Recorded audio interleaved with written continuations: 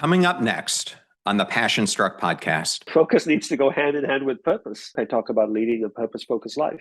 And people talk about being intentional with our lives, right? Lead an intentional life. It's like, okay, how would you lead an intentional life if you don't even know what you want? Welcome to Passion Struck. Hi, I'm your host, John R. Miles, and on the show, we decipher the secrets, tips, and guidance of the world's most inspiring people and turn their wisdom into practical advice for you and those around you. Our mission is to help you unlock the power of intentionality so that you can become the best version of yourself. If you're new to the show, I offer advice and answer listener questions on Fridays. We have long-form interviews the rest of the week with guests ranging from astronauts to authors, CEOs, creators, innovators, scientists, military leaders, visionaries, and athletes. Now, let's go out there and become Passion Struck. Hello, everyone, and welcome back to episode 189 of Passion Struck, one of the top alternative health podcasts. And thank you to each and every one of you who come back weekly to listen and learn how to live better, be better, and impact the world. And in case you're new to the show and you haven't checked out our YouTube channel, you can find it at John R. Miles, where we have over 400 different videos, some which are long-form content like this podcast, and others which we call Mindset Moments, which are 2 to 4 minutes long. Please go there, check it out, and subscribe. In case you missed it, earlier this week, I had on Dr. Scott Barry Kaufman and Jordan Feingold, where we discuss the release of their brand new book, Choose Growth, How to Use Transcendence to Face Fear, Self-Doubt, and so many other things. Last week, I interviewed Dr. Cassie Holmes, who's the foremost expert in the world on time and happiness, and we launched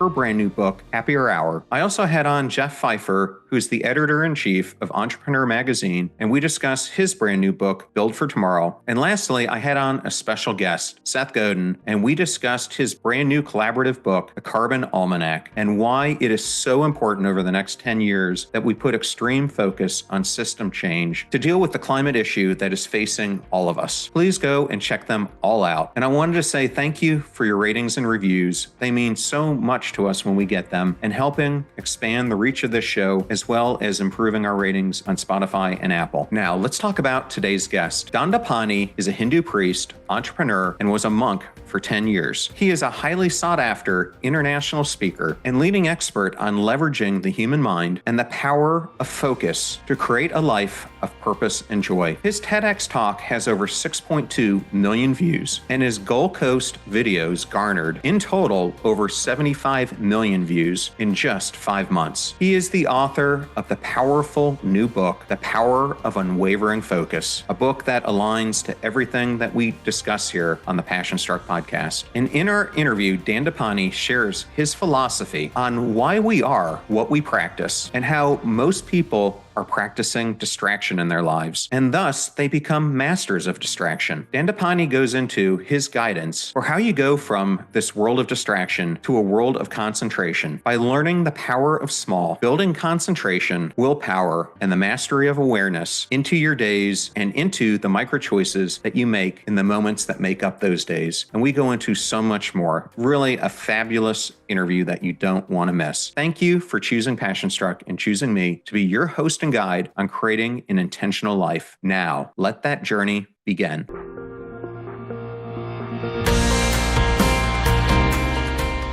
I am honored and absolutely thrilled to welcome Dandapani onto the Passion Struck podcast. Welcome, Dandapani. Thank you so much. Such an honor and pleasure to be here as well. Thank you for having me on the show. When I heard about the opportunity to interview you, I just had to jump on it because your message coincides so much with what we're trying to teach people here on the podcast about focus, living life intentionally, and how do you go about creating this path to self-realization that I think so many people feel is out of reach, but is closer than they even realize if they apply some of the philosophies that we're going to talk about today. But before we unpack all that, I did want to say congratulations on your recently released book. I'll put a copy of it right up here so people can see it. And on the YouTube channel, we'll make sure that it stands out. But I know how much effort it goes into creating a book like this. So congratulations. And I hope the audience enjoys it as much as I did, and as well as people throughout the world. I thought a good place for having the audience to get to know you a little bit better is we all have moments that define us. What is a defining moment for who you are today? I would say the day I met my guru, or the moment when I met my guru. He was the most influential person of my life. And yeah, the day I met him, that would be the defining moment, I would say, for sure. And what stood out for you on that day about him that drew you to him so much? I felt that he was someone that spoke from experience as opposed to speaking from something he had read or intellectually understood. Rather, he had experienced something so well that when he shared, you could feel that it was coming from a place of inner experience as opposed to an intellectual learning or understanding. And there's a big difference between intellectually knowing something and realizing something. Realization transforms the way your life is. Intellectually understanding doesn't really change your life. And I give an example of that in the book as well. Well, did you want to touch on that a little bit more? Yeah, sure, I can. So in the book, I gave an example of how I take a person named Julie, for example, and Julie dies. Julie realizes that everyone dies in life. Her death of her father impacts her. She understands that we die. She carries on with her life. She's still sad about her dad's death. That would be an intellectual understanding of, yes, we all die at some point. Another Julie could have the realization of death where her father dies. She realizes that life is finite, that we will all die. And that realization that there is a clock ticking away somewhere with your time on it causes her now to profoundly change the way she lives her life and how she interacts with the world around her, the people and things around her. And I would say that would be the difference between understanding something and realizing something. Realizing something causes a profound change in our behavior, our lifestyle, our perspective. That all completely changes. Well, I liked how in the book you did mention that a lot of times people give this saying, life is short, and you like to put the twist on it that life is finite. Why does that small little twist make such a big difference in our outlook? Because I think people always say, I think we as humans tend to repeat things that are commonly said. You know, everybody says, oh, life is short. So we go, oh, life is short. But it's anything but short. If I get to live 5 more years, that's a long time. And in the book, I give an example. If you're stuck in traffic for 2 hours, you're like, oh, it's only 2 hours? That's not very long. You go like 2 hours. Oh my God, I was stuck in traffic for 2 hours. And that 2 hours felt like eternity. So if you get to live for 2 hours, isn't that a long time as well? So I call it finite because there's a clear, definitive end to it. We just don't know when it is. I'm 48 years old. I hope I get to live to my 90s, but there's no guarantee. And if I do get to live to my 90s, it could be another 50 years potentially. That's a really long time. That's anything but short. Now, if I'm able to focus and be present through my ability to focus in each of those moments, then those 50 years can feel like 1,000 years because I'm deeply enjoying each moment or experiencing, I should say better than enjoying, experiencing each moment and having a profound experience of that time. So short is not correct in my mind. It's finite, but life is anything but short. Even 1 year is a long time. While you're in the year, it seems like it's a long time. When you finish the year and you look back, it seems like it happened in an instant. I'm not sure if you ever have that feeling, but sometimes that's how it feels like for me. Yeah, no, I do as well. Look back and I go like, holy smokes, it's August 22nd now. 2022. How did we get to 2022 so quickly?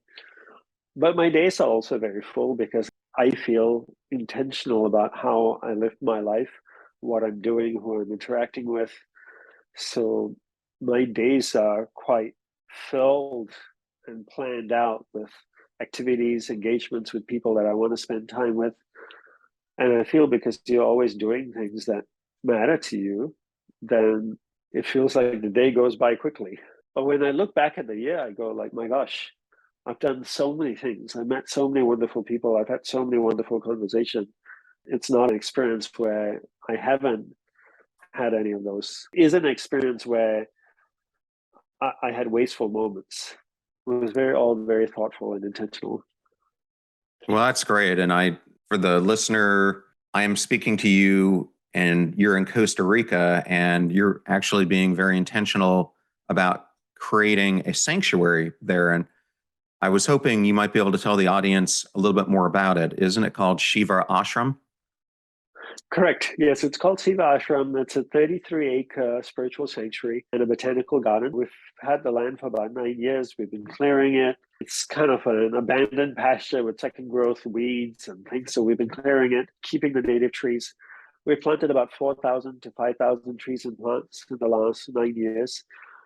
The gardens will be broken up into 7 smaller gardens, each representing a different area of the mind.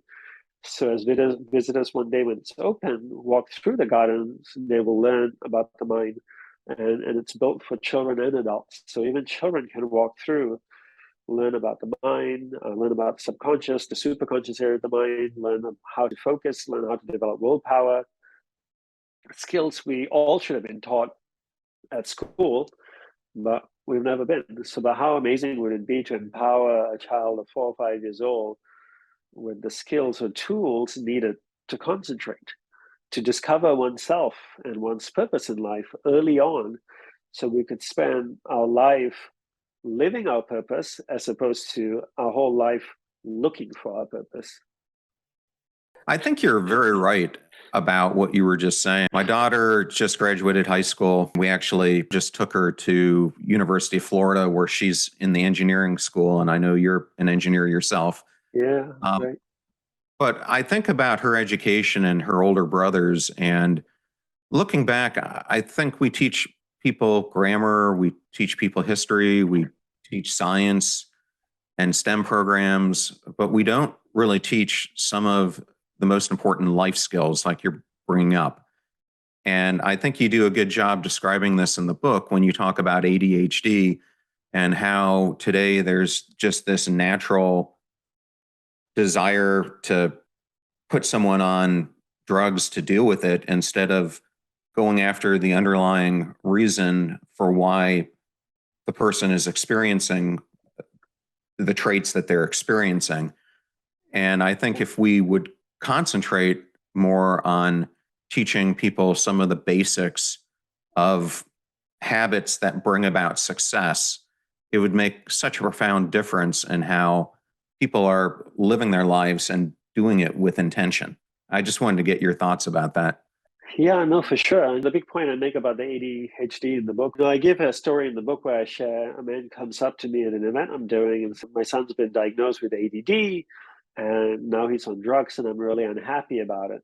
And I said, look, I'm not a medical expert. I'm not a doctor. I don't understand ADD really well. Can you explain to me what the essence of the issue is? He says, well, my son has a really hard time concentrating or staying focused. He's easily distracted at school, at home, and everywhere. So the doctor diagnosed him with attention deficit disorder. He couldn't keep his attention on one thing for prolonged periods of time, and hence drugged him. So my question then to the father is, if he has trouble concentrating or focusing, and I use those words synonymously, concentration and focus, has anyone actually ever taught him how to concentrate? That goes no. And I go, well, how can we drug someone for not being able to do something we haven't taught them to do? Your daughter's going to engineering school. What type of engineering is she going to be doing? Does she know? Her declared major is chemical. Okay, chemical engineering. So if she goes first year of chemical engineering and she hasn't had a class yet, they put her in there, they ask her to solve a complex problem, which she's never been taught how to. And if she can't solve it, they label her with some acronyms and drug her for it. Would that be fair? No, right? The first thing is to teach her how to solve these chemical engineering problems and then help her to practice it so she can solve it. Same thing with everything else. And I give an example. What if I said to the father, what if we took your son, if your son wanted to learn to play the piano and he couldn't play the piano, because no one taught him to. So we labeled him with PPD, piano playing disorder, and drugged him for it. Would that be fair? And he goes, no. So I go, it's the same thing. I'm not saying the diagnosis that he has attention deficit is bad. It's okay to diagnose someone with, oh, he has trouble concentrating. There's nothing wrong with that. All I'm pushing back again is, should we drug them as the first step, or should we teach them to concentrate, help them to practice concentrate so they can actually be good at it? And after a few years of teaching them and practicing it, they still struggle. Maybe medication can assist, but it shouldn't be our first go-to. The first thing is to teach them how to focus, not drug them because they can't.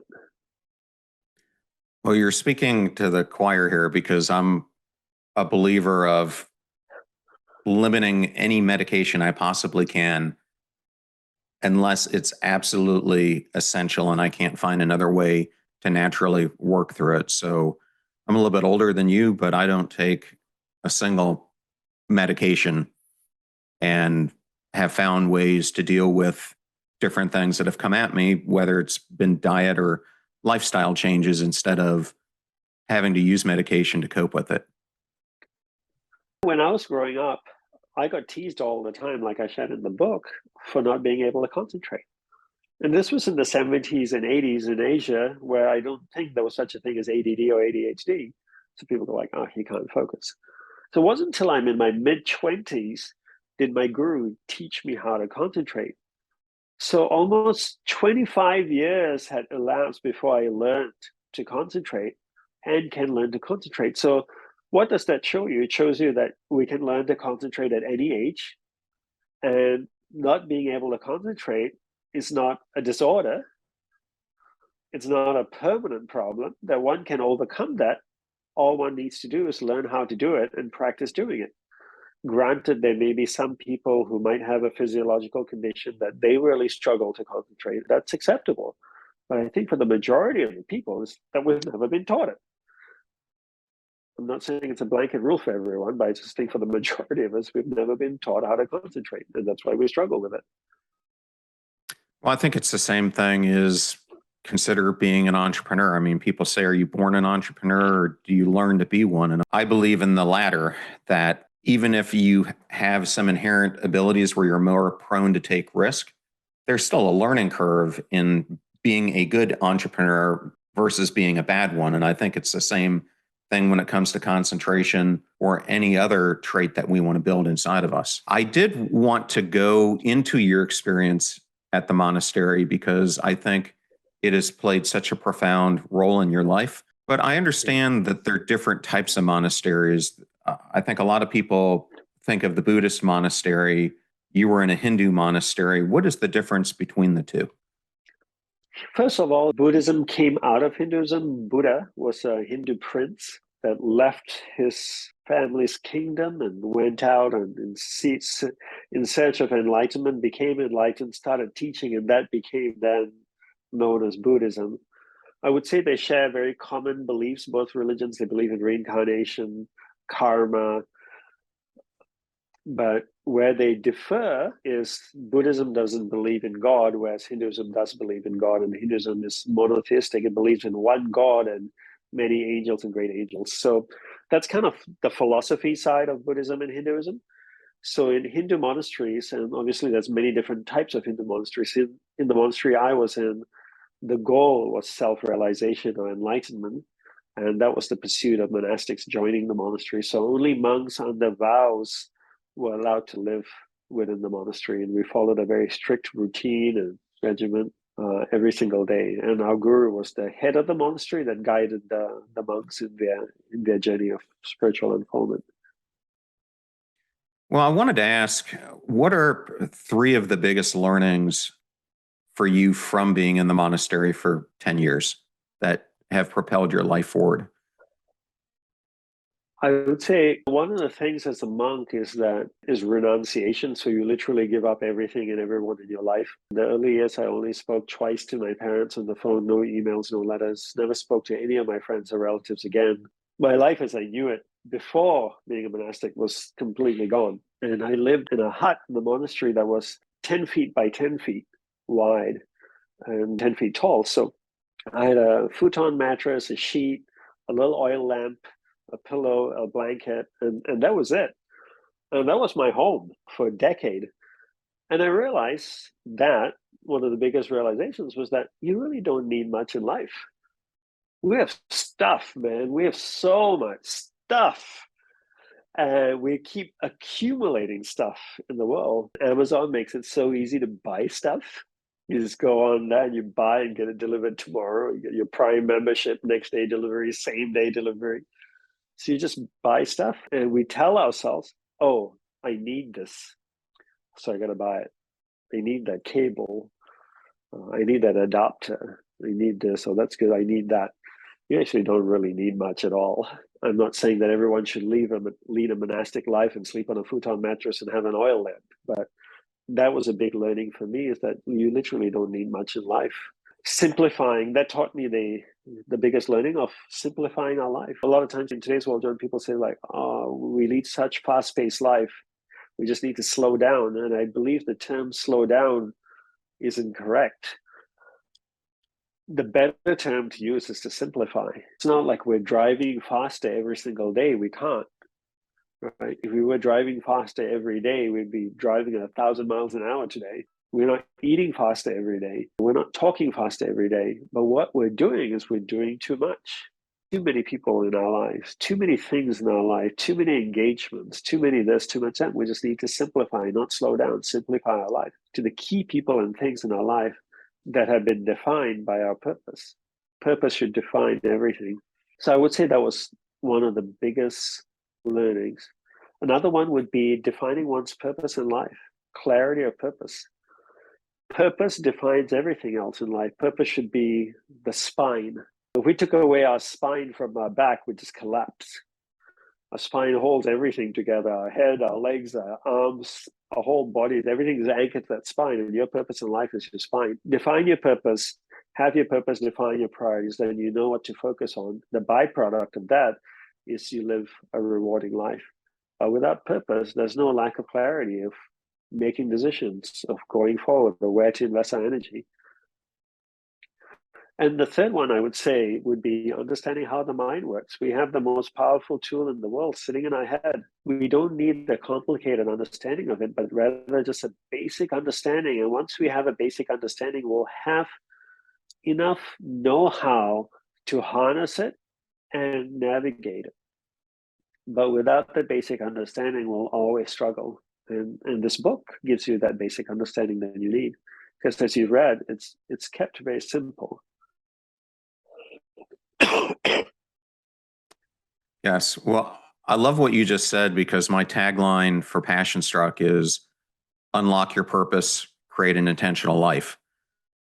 And yeah, I think there's so much to be said about that. And one of the ways I came up with this whole concept is I was reading Grit by Angela Duckworth, which is a great book. And I believe in her teachings, and a lot of it really resonated. But the more I thought about it, and she starts out the book by talking about West Point and that cadets are successful because they have passion and perseverance. And I went to the Naval Academy and I started to think back about my time there. And yes, passion and perseverance were important, but I think what allowed someone to get through and to become the best officer they could versus someone else had more to do with their intention and the choices that they make every single day to pursue that.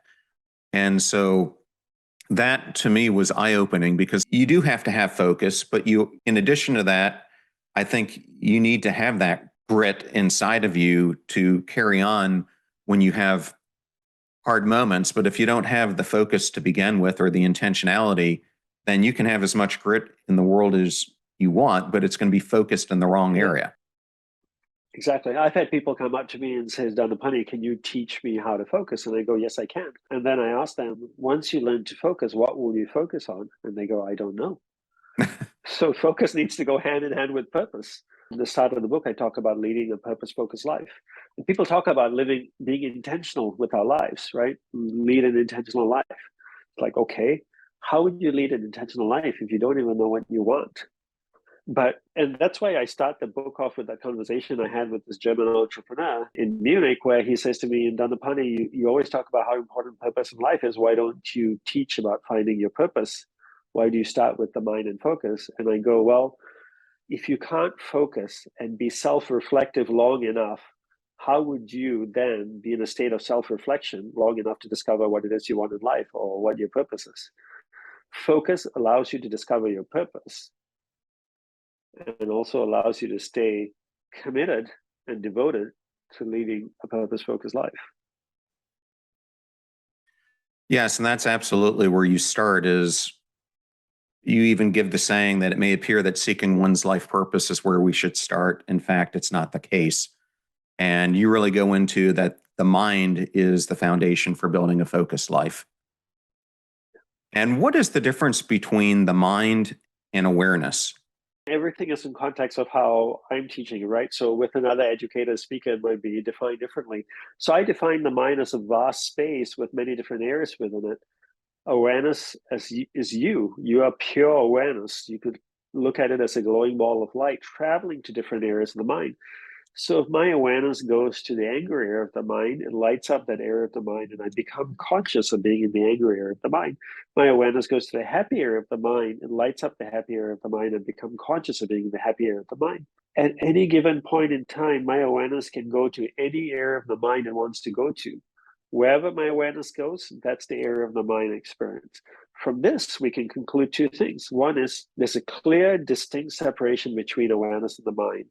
The mind doesn't move, but rather awareness moves within the mind. And once we understand that, the next thing to realize or understand is that at any given point in time, I can move my awareness to a particular area of the mind. And if I don't do that, my environment, which are the people and things around me, can move my awareness to some area of the mind I want to go to. So someone comes up to me and says, Dandapani, your shawl looks ugly.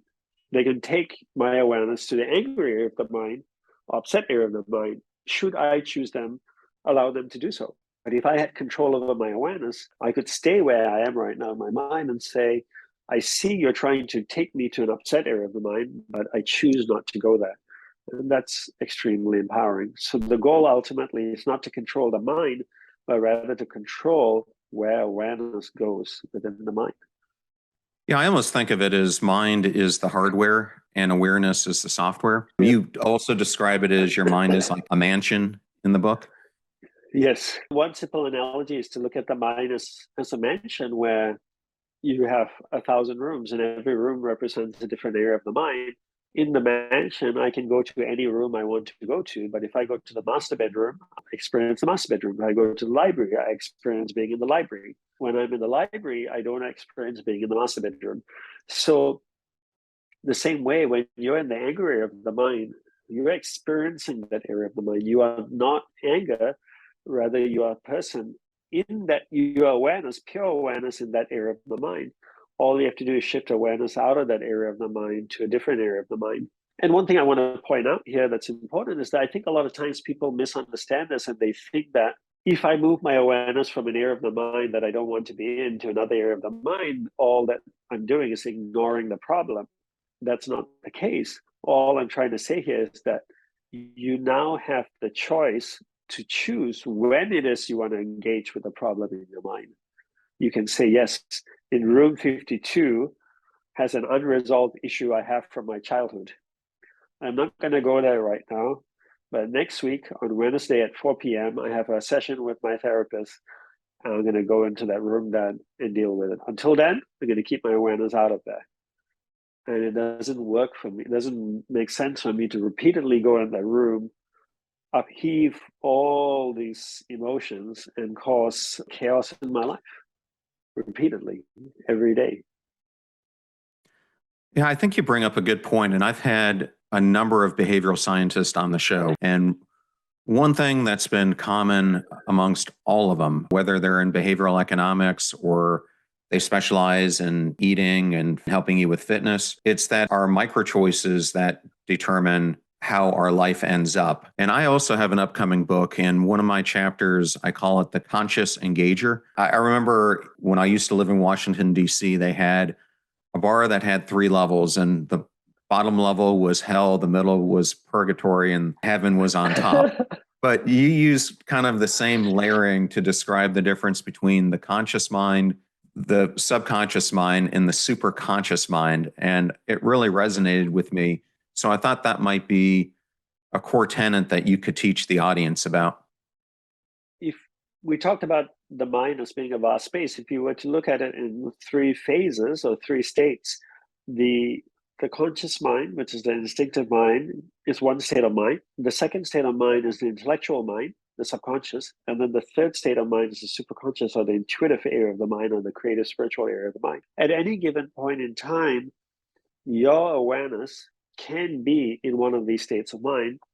So if you're in the instinctive area, which is the conscious mind, then you are in the animal nature of the mind. You're thinking of eating, sleeping, procreating. That's the state of mind.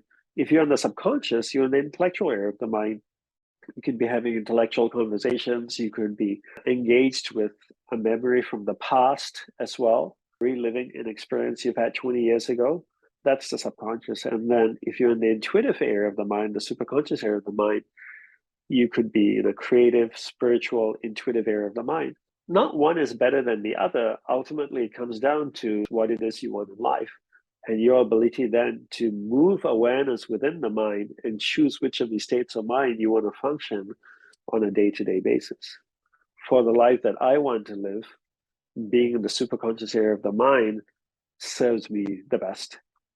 If I was in the debate team, then I might want to be in the intellectual area of the mind, because then I can have intellectual debates endlessly to help my team win the next debate competition. My chapter is a little bit different. I describe that I think most people today live their lives like a pinball. And I use the game of pinball as an analogy where instead of playing the game of pinball, they're letting the game play them. And we have so many distractions in life. And I think pinball is just like that. You've got the bells and whistles and bumpers and all these distractions going on. And that's why most people, the ball just goes down the gutter. But for those who can really master it, it takes an immense amount of focus and being present as you're playing the game to understand how that game has its trickeries and other things and the elements that you need to do to overcome them. And I think it's interesting because when we look at historical figures, I like to look at the life of Abraham Lincoln because we all see him as the greatest president or one of the greatest presidents who ever lived. But if you look at his life and the first 15 to 20 years of his adult life, he self-describes himself as a driftless piece of wood floating along the water, letting it carry him wherever it wanted. He lacked purpose in his life, and he went from being a surveyor to a shopkeeper to a lawyer to a politician, back to being an attorney, etc. And it wasn't until, as we talked about at the beginning of the podcast, when he truly discovered that abolishing slavery was his main purpose, did everything kind of shift for him and everything came together. And from that point forward, he lived with extreme focus on what was most important. But I think we look at a person's life like that and we don't see that even someone that we think is as great as Abraham Lincoln really suffered in this, and he had to be taught to use this focus to control his mind. And I think one of the things you go into in the book is you start talking about at the end of it things such as being present, our worrying, our fear. And I wanted to go through each one of those, but I was going to set up being present with you with a previous guest that I had on the podcast, which is a Naval Academy classmate of mine who ended up becoming the chief astronaut at NASA. He was that and a Navy SEAL. And he talks about that being present is the most important thing that he has found in his life. But he said he learned it first when he was at Buds, because he said, I had to concentrate so hard just to get through one moment to the other so I wouldn't quit, that I learned to be very present in what was it going to take me to get through the next 5 minutes, the next hour, getting to the next meal. And then when I was in battle, I kind of applied that same thing. And I had trained myself to have so much focus that when that battle was around me, I was able to take away all the distractions and I knew what the mission was and what we had to do. And then he gives another example that he was on a spacewalk. The spacewalk is something that he has practiced probably hundreds of times. But in that moment, he was out there with an Italian astronaut, and that other astronaut suddenly got water in their helmet because there was a defect in the cooling system. And he said, I don't remember at all the actions I took. I just knew that I had to be there in that moment, and I got him in the hole. And he just said it was a culmination of years and years of just practicing having that focus that allowed me to be in the present. But I think we often use this term, be in the present, too much. And I think that's something you agree with. So I was hoping you could use kind of that story maybe to show the difference of just saying we're being present in the moment and then actually doing it. Yeah, I mean, look, you just go on social media and see how many quotes you can find that say, be present, live in the moment. People post these things without actually teaching you how to be present. And if you go back to awareness in the mind, and the mind doesn't move, but it's awareness that moves within the mind, and that we are pure awareness traveling through the mind, using that understanding, I would define being present as my ability to focus. If I can keep my awareness on you, without it shifting to something else, I'm being focused on you. So I define focus as my ability to keep my awareness on one thing or one person for a period of time until I choose to move it. Now, if I can focus on you, I can be present, but I can't be present if I can't focus. Being present is a byproduct of being able to focus. I don't need to be in the moment. I don't need to practice being in the moment. I don't need to be practicing being present. I just need to give who and what I'm with my undivided attention. As soon as I'm doing that, I'm in the moment. When people say practice being in the moment, practice being present, that's incorrect. That's a byproduct of being able to focus. If I can keep my attention on you, my awareness on you, I'm already concentrating and I'm right in this moment with you. I don't need to practice being in the moment. I just need to give you my undivided attention. The byproduct of that is I'm being present.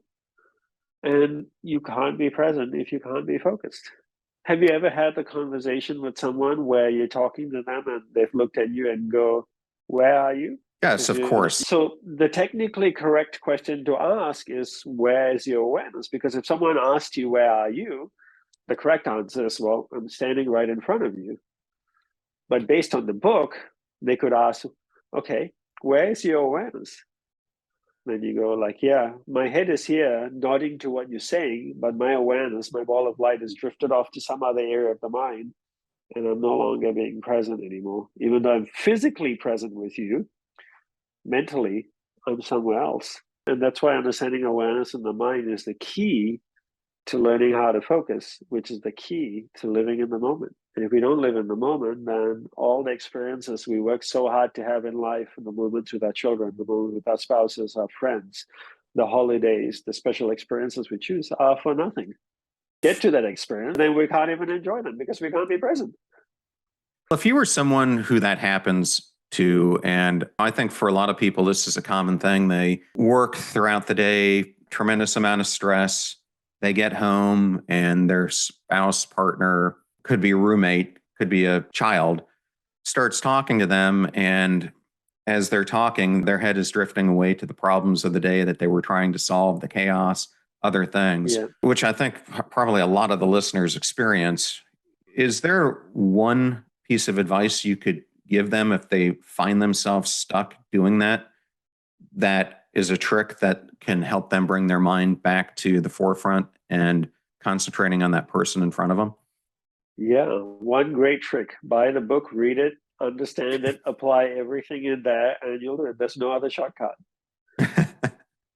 I put 25 years of learning into this book, of practicing. It's not something I read 10 other books, summarize the contents of 10 other books and put it in this book. This is 25 years of my learning and personal experience and personal practice, plus everything my guru taught me in the monastery on learning how to focus has gone into this book. That's the only shortcut. That's the quickest way to overcoming this problem you just described. Read the book, understand it, and be incessant with the application of it in your daily life. It's not complex, because everything I talk in the book is really, really simple and easy to understand. I don't get into scientific definitions. I don't get into biology, none of that stuff. I talk about how the mind works, awareness in the mind, control how awareness goes in the mind. Here are ways to integrate concentration into your daily life. So you can practice it, you can track it, make progress, and learn how to do it. The only thing that's required is your desire for wanting to lead the focused life. And if you don't desire it, you'll never live a focused life. Desire comes first. How badly do you want it? How badly did your classmate want to graduate from the SEAL program? He must have wanted it badly enough, because I don't believe that's an easy program to get through. I have a friend who was a former Navy SEAL officer, and he didn't describe to me that training process as something like, that's a piece of cake. He must have desired to be a SEAL so badly that he got through that program when others gave up. Because I'm assuming, and I could be wrong, that they try everything they can to make you give up. No, they certainly put you through as many hardships as they possibly can to get you to want to quit. That's for sure. And I remember a story that he told me that there happened to be a Thai officer who was an exchange student who was going through buds with them. And he said this gentleman had next to zero body fat on him, and they're sitting there in this water and they're freezing. And he goes, as cold as I looked at him and he was just buckling because he was so cold he could barely even stand it. And he goes, but watching him, I just thought to myself, if he's not going to quit, then there's no way I'm going to quit. And he said that there were just tons of moments like that where sometimes you have a good day, sometimes you have a bad day, but he said there's truly this belief that he got that if things are going to suck, then it's better for them to suck at the front than in the rear. And so he always tried to go through it by showing leadership by example, which I think there's so many things that you can learn from his experience and what you're talking about here. But ultimately, it was his desire to graduate, right, that got him through, that he wanted to graduate as a SEAL. He wanted to go through the whole program. In the same way, one must have a desire to lead a focused life. And if you don't desire it badly enough, this book is useless to you. You will never do everything I say in this book. And why would you have a desire to lead a focused life? For me, that desire comes because you want to experience all the things in your life, all the people in your life that you work so hard to make time for or to create. People go to work 9 to 5, 9 to 6, 9 to 7, work so hard so they can earn money to go have a great meal somewhere, or to go on a 5-day vacation in Europe or someplace special. But yet when they get to that place or they get to that meal, they're so distracted taking photos of their food, texting, that they don't even enjoy the food or enjoy the location they go to.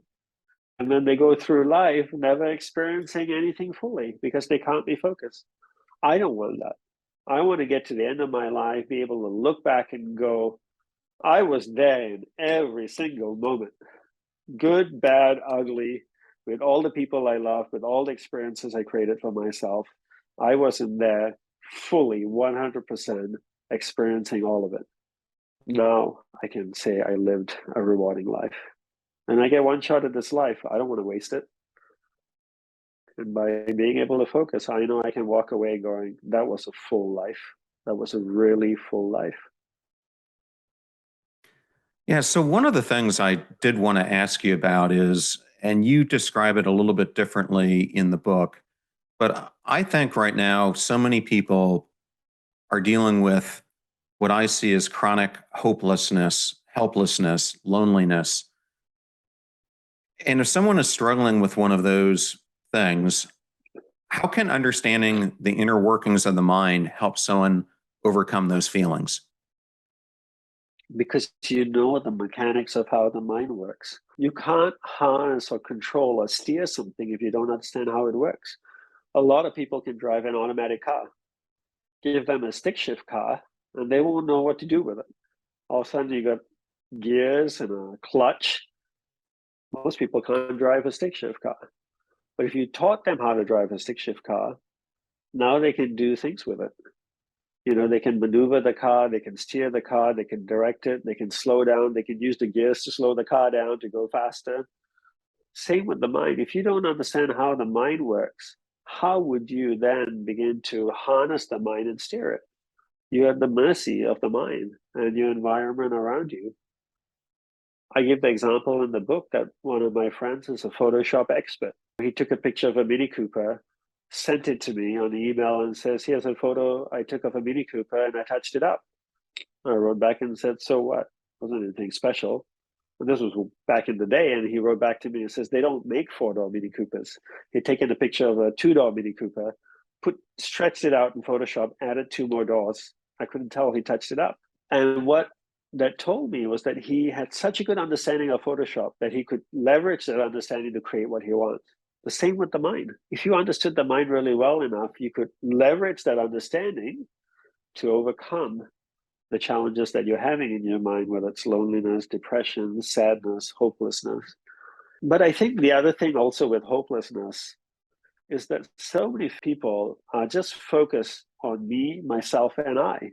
And that's why you're feeling hopeless. Stop being selfish. Start thinking about other people. Learn to serve.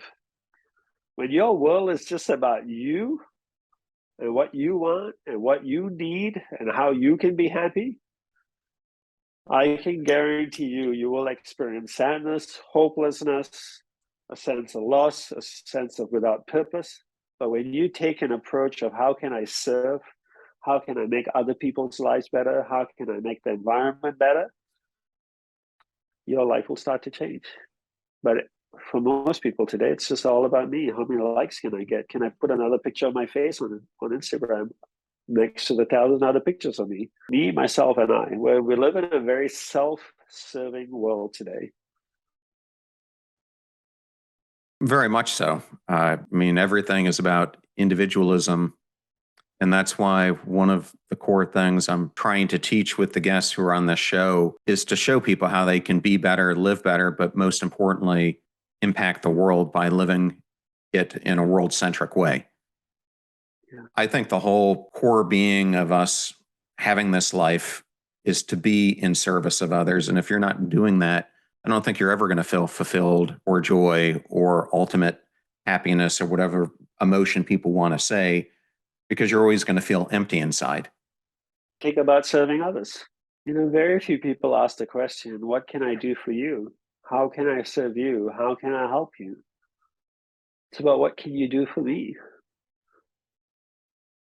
Yeah, and I think that's a good segue into this question, which is, what is the difference between a focused life and a purpose-focused life? In the book, I define a focused life as the ability to be engaged with who and what you're with all the time. So if I'm spending time with people or doing things, I can be completely present in those things. That would be defined as being able to live a focused life.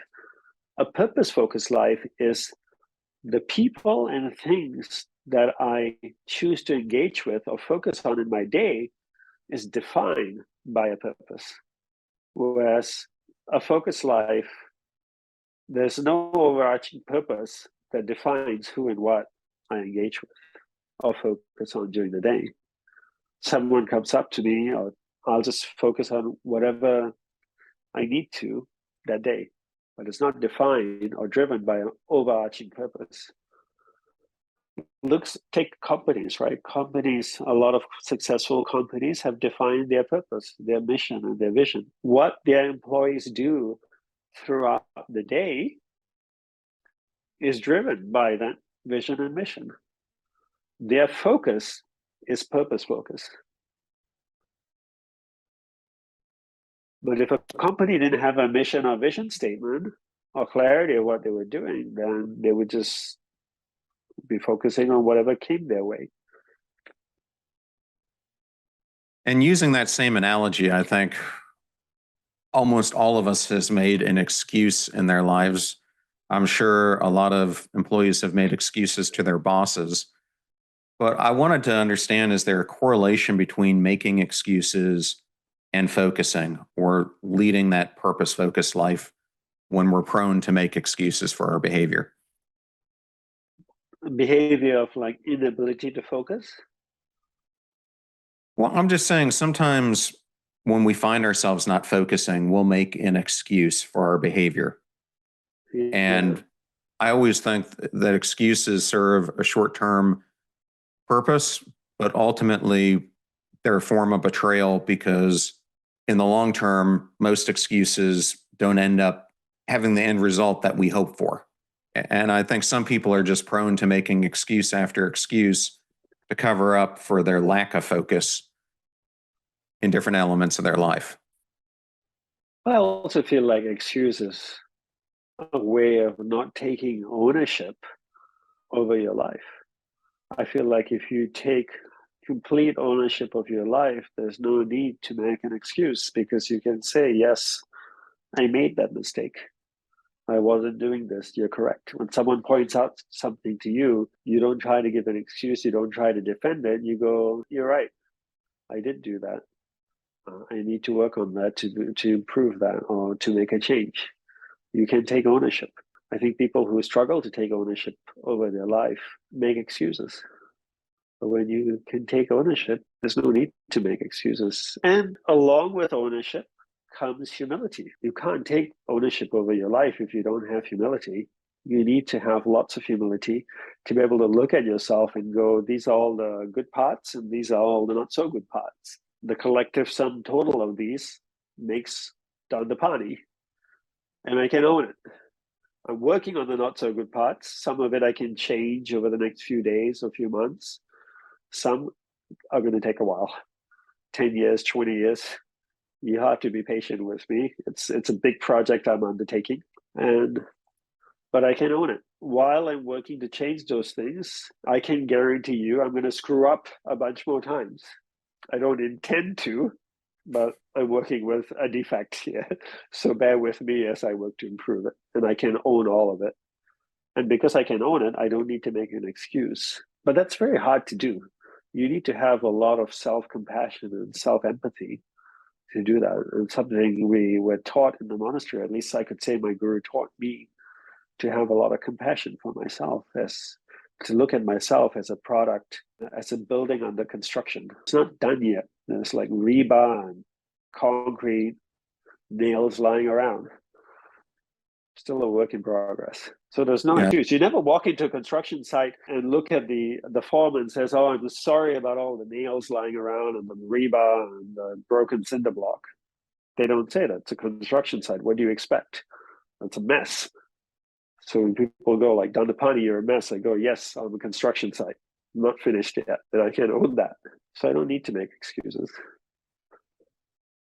Okay. And one of my favorite sections of the book was chapter 2. And I liked how you kind of started it out by talking about a conference that you were at that had the former Secretary General, but one of the former chiefs of staff for the president happened to come up to you and made a statement about making the case. So we've talked today a lot about focus, a lot about the need to focus more. You know, someone maybe sitting here listening to this and saying, you know, I've heard you guys talk. I've heard about how this focus can help, but can you kind of really anchor it down by making the case of how, in doing so, will it change their lives and help them to become self-realized if that's what their end goal is to become? Yeah, I think at the end of the day, that's why I spent the first 2 chapters of the book selling to people why you should live a focused life. Because unless people buy in, and I talk about 3 impetuses for leading a focused life. One of them, the greatest impetus for leading a focused life, is death, that we all die and we have one life. I'm a Hindu. I believe in reincarnation. So after I die, I'll reincarnate, but God knows who I'm going to be in my next life. But I do know I have one life as Dandapani. And I do know that this life is finite. It's not short. It's finite, meaning there's a clear, definitive end to it. At some point, I'm going to die. Whatever time I have on this planet, I want to live a great life. And the only way I can do that is if I have clarity of purpose and I have the ability to stay focused on that purpose. And the fact that I have a finite life drives me every day to live a focused life. I had an entrepreneur ask me many years ago in Istanbul, he said, Danapani, how often do you think about dying? And I said to him, to be honest with you, I hardly ever think about dying, but what I do think about almost every single day is that my life is finite, meaning that at some point I will die. So how am I going to live the life, the hours that I have, the days that I have, the weeks that I have, the months that I have? If I can identify who and what's important and I can focus on that, the byproduct is going to be extremely rewarding. And to me, that's the only reason, the greatest impetus for leading a focused life. Once you realize that you have a clock that's counting backwards, it has a timer on it. You just don't know what that time is. But if you knew, you live a very different life. The same way if I said to you, just say we're just starting this podcast and going for an hour, 5 minutes into the podcast, someone came up to you and said, John, you have 30 minutes to live. Would you do the rest of this podcast? Yeah, you cover this in the book. Most people are going to say no, and they're going to want to be with their family or something else.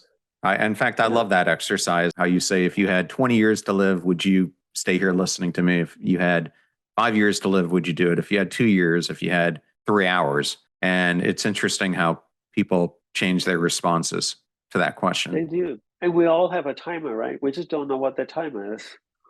No one would argue, regardless of your faith, your religion, no one can argue with the fact that we're going to die one day, because there's no 1,000-year-old man walking around, or woman.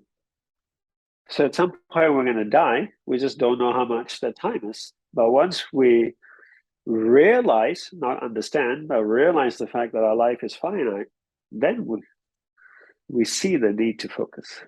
Let's get focused so we can live a fulfilled life with whatever time we have left, as opposed to waste this precious thing called life. I think that's why that saying, live like you're dying, carries so much weight, but we don't think about it in our everyday lives like we should. We should remind ourselves every day, not that we're going to die, but rather I like to frame it slightly differently and say that our life is finite. We have a finite amount of time. And that reminds me every morning that, okay, let's get focused. Well, the last area I wanted to cover with you was the topic of fear. In the book, and it's in the last chapter, you talk about that fear is the portal to all lower emotions. And I was hoping you could discuss that a little bit.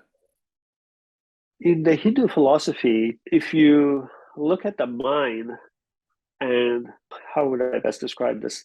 You've heard of chakras, or what chakras may.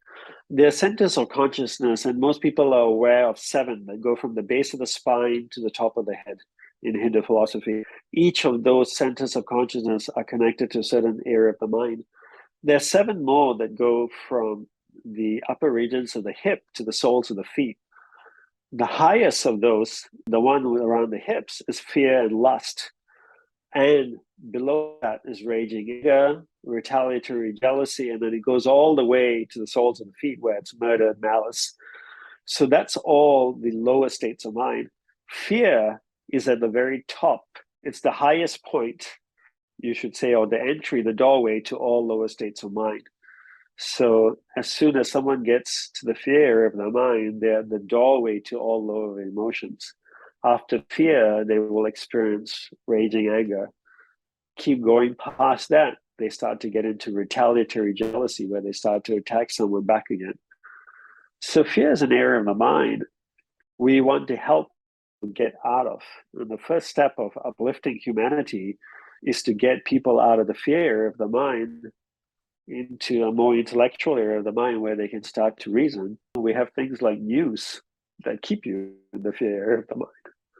And it behooves people to keep the majority in the fear of the mind, because it's easier to control someone when they're in the fear of the mind.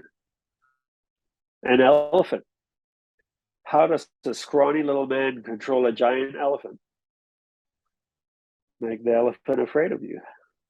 When the elephant's afraid of you, this massive animal that can pull logs, push a wall down, will be afraid of you. Will do anything you say.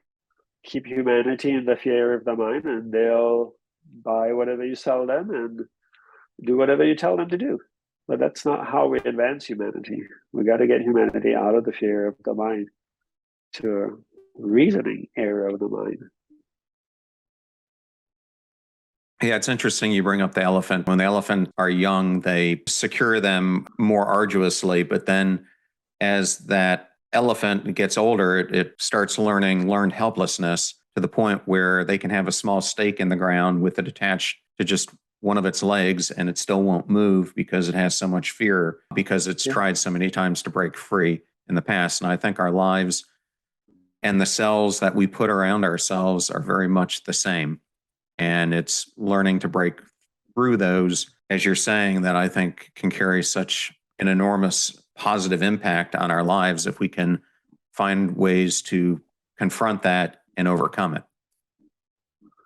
Yeah, and in the book, I teach people how to use the understanding of awareness of the mind to overcome fear. And it's not difficult to do once you understand the inner workings of the mind. Well, for the audience, I did want to also point them to the TED Talk that you gave that now has, I think, over 6 million views, because I think that that is a very good primer in addition to the book for them understanding your teaching. But Danapani, if someone wanted to learn more about you, what are some ways that they can do that besides buying the book, which I, of course, will put links to Thank you. in the show notes? I would say my website, dandapani.org. I have a weekly newsletter. It hasn't been quite weekly as I prepare, finishing up the book and prepare to launch it. But I do send out a weekly with some insights and tools. So if you want, it's a free subscription.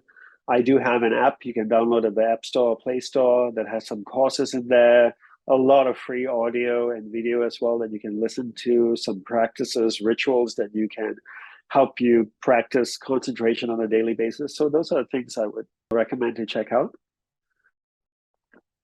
Well, great. Well, thank you so much for joining us here today. It was truly an honor for me, and I know this is a core topic for our audience to really understand, and it can be life-changing if you implement the practices that you outline in the book. And as you said, the way you write it is simplistic in the way that you describe the different techniques that you have to do, but it's kind of building blocks that you provide in the book, and you've got to follow them if you want to be able to do this on a continual basis. Yeah, and exactly. The book may just only be a good read for you, but unless you understand and practice consistently what's in there, it's not going to help.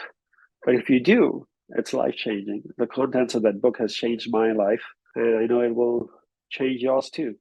You only just need to implement and practice what's in there. These are teachings that are thousands of years old. Thank you so much for coming on the show, and congratulations again on this amazing book launch. Thank you so much, and thank you for having me. Greatly appreciate it.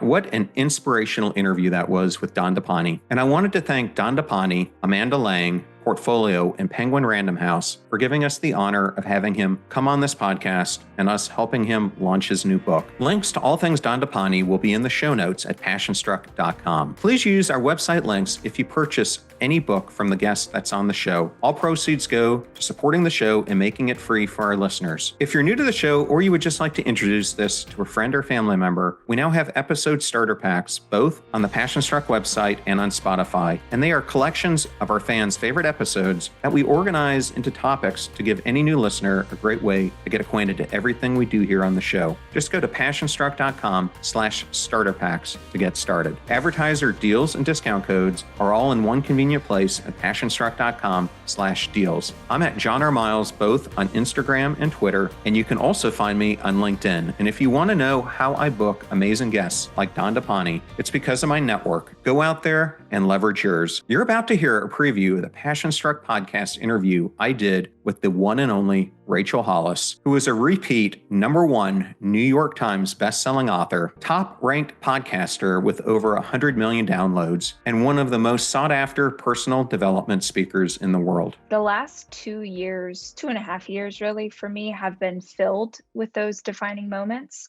It's been a really hard couple of years on personal levels, professional levels.